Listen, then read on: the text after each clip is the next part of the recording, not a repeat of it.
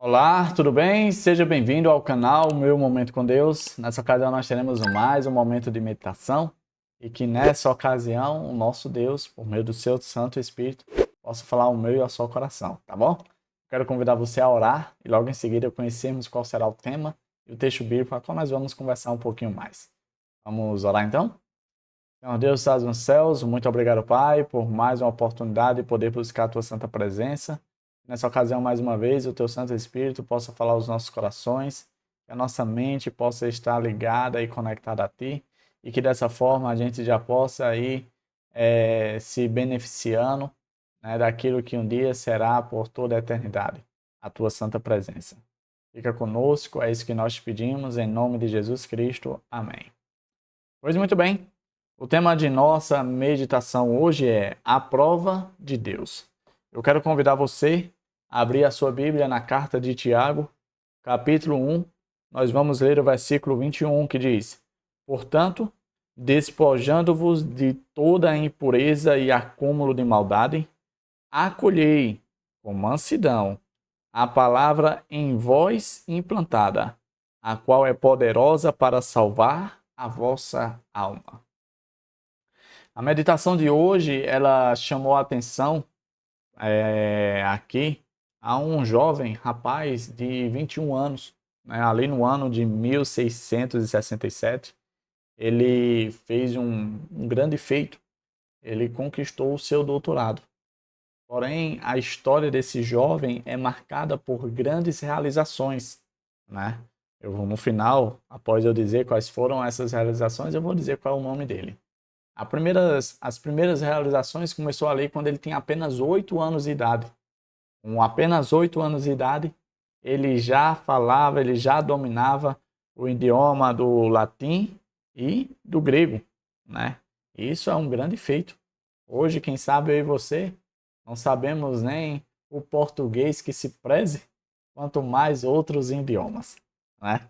E esse jovem com apenas 8 anos foi capaz de dominar esses dois idiomas bastante complexos, né? E bastante vastos.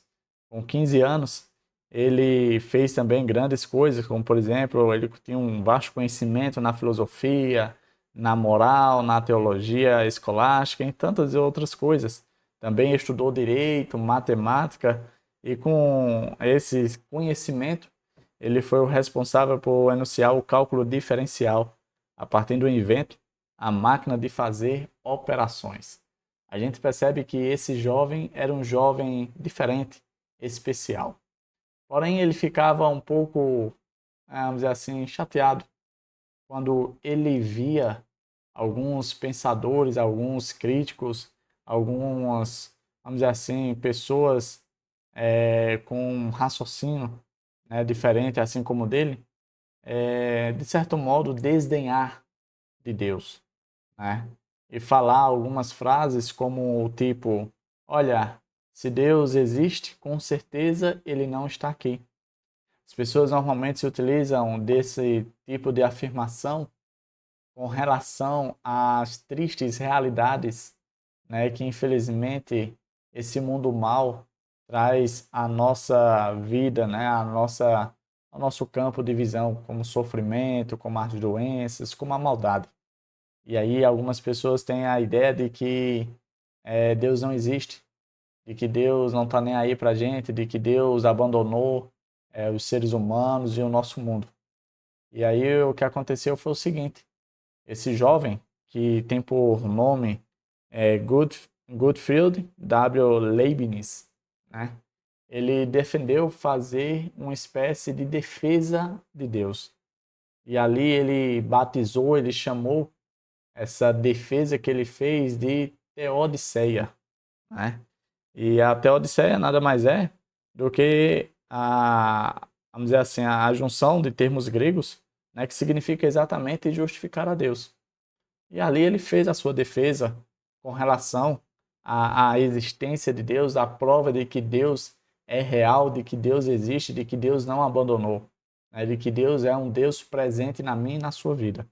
Assim como Leibniz, outros grandes nomes, né, da cultura, da filosofia, nomes como Pascal, como é, Aristóteles, como Descartes, como Newton, né? Grandes nomes de renomes da ciência. Todos esses, eles saíram em defesa do nome de Deus. Eles argumentaram e publicaram vários informes falando sobre esse assunto, a existência de Deus. Embora Deus ele não seja um objeto, né, que possa ser testado em um laboratório para ser provado, mas mesmo assim, algumas coisas que estão ao nosso redor, como por exemplo a natureza, mostra que de fato Deus é real e Deus existe. O grande problema muitas vezes nosso é de conseguir entender Deus dentro dessa realidade contaminada com o pecado, onde a gente testemunha a maldade, onde a gente testemunha a violência, onde a gente testemunha a injustiça e tantas coisas ruins. Mas sabe algo que eu e você podemos utilizar como argumento da existência de Deus? É exatamente o processo de conversão.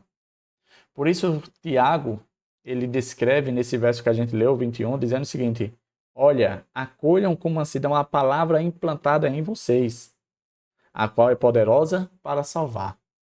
Não tem nada mais argumentativo, mais cabal, mais assertivo do que você conhecer uma pessoa e acompanhar o processo de transformação, o processo de mudança em uma outra pessoa.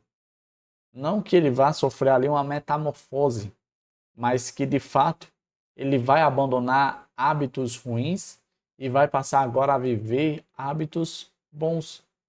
Vai ser uma pessoa melhor, vai ser uma pessoa mais produtível, vai ser uma pessoa gentil, mansa, ou seja, ele vai começar a desenvolver características que aos nossos olhos eram impossíveis.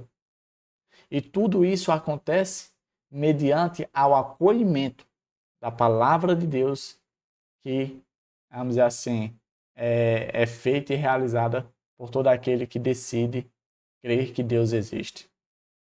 Quando a gente testemunha tais feitos, a gente não apenas se torna testemunha, mas a gente consegue o argumento necessário para provar a existência de Deus. Que a meditação quer chamar a minha e a sua atenção a um aspecto muito simples. E eu vou encerrar com esse aspecto de que eu e você podemos sim ser a testemunha de muitas pessoas que, quem sabe, são céticas com relação à existência de Deus.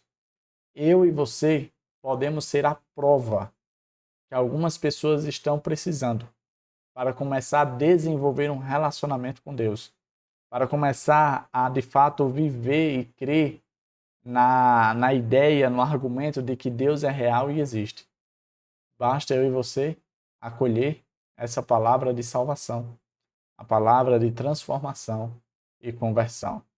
E que ao termos nossa vida mudada para algo melhor, a gente não apenas vai se beneficiar dessa transformação, como também nos tornaremos o argumento de Deus para provar a sua existência para tantas pessoas que, quem sabe, estão bastante doloridas, né? Aflitas e até mesmo, quem sabe, traumatizadas com a maldade desse mundo mal. Tá bom? Chegamos ao fim. Foi maravilhoso estar aqui junto com você. E que Papai do Céu te abençoe e te proteja de todo mal. É isso. Até a próxima e tchau, tchau.